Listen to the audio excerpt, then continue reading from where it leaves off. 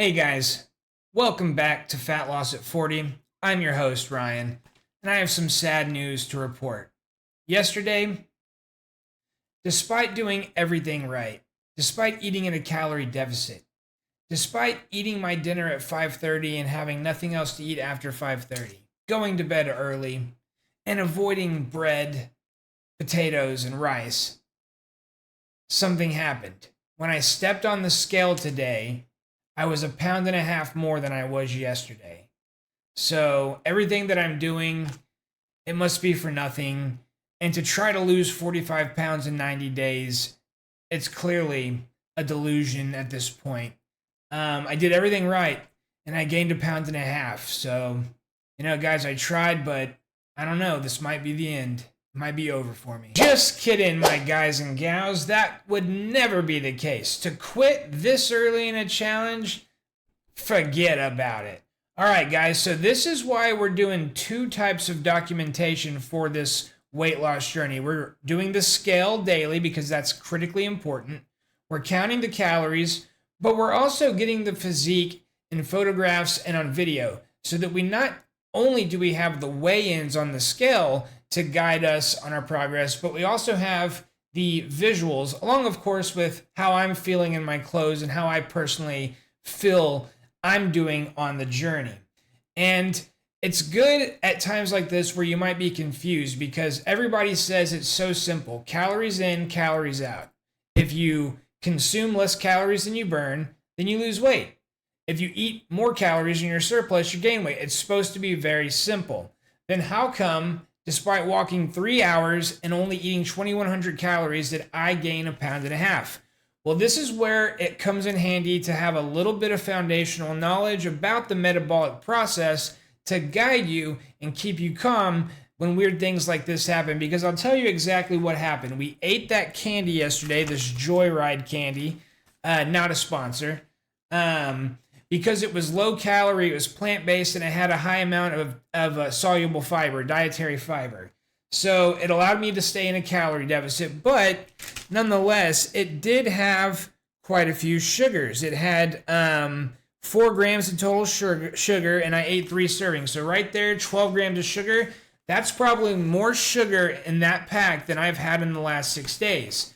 So what is a carbohydrate stored as? A carbohydrate goes into your muscles stored as glycogen in the form of water. So because my body was relatively starved of carbohydrates, the introduction of that high sugar candy is what led to that 1.5 pounds additional weight on the scale. So I'm actually nowhere near being through, and in fact, I'm very proud of myself because today is Monday and I got through the first weekend. Diets are a lot easier to follow during the week than the weekend because there's more time and temptation on the weekends. So we started off Monday with a banger, boys. Ready for the macros? All right.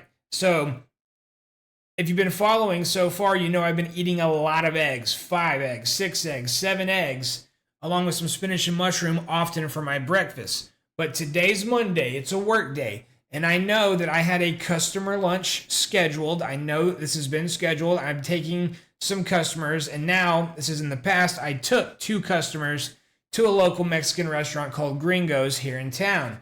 So knowing that I was going to Gringo's, I skipped the eggs in the morning. So I went swig of olive oil. Of course, I had my Green Giant. You can learn about that drink on Brian Johnson's Longevity channel.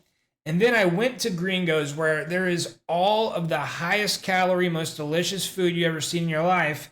And your boy ordered a beef fajita salad, hold the tortilla strips, no dressing, 600 calories. Then for dinner, I had 1.5 cups of pinto beans, 2 baked chicken legs skinless, 1/2 of an avocado, and 1/4 cup of cheese. And then for a little bit of a dessert filling, I had myself a dragon fruit, which when you haven't been eating sweets and you have been staying away from artificial sugars, those dragon fruits are a dream. Just cut them in half and you can literally eat it like a bowl of ice cream.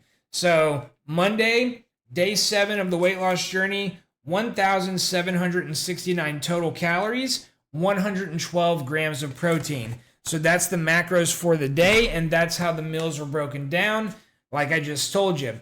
So the other thing we monitor daily is activity levels. I did, on my way home from work, make it to the gym because I knew I had that extra weight. Because I saw that weight, that was confirmation to me that I had some nice glycogen stores in my muscles. So I made absolute sure to really have a good workout when I went to the gym, and I did a lot of heavier weights than I've been doing because I've been priming my body. But today I really kind of pushed some more weight around, did some more intense reps, had a nice 45-minute workout at 24 Hour Fitness. So keeping my calories under 1,800 and getting that solid workout in, you better believe I was in a calorie deficit today.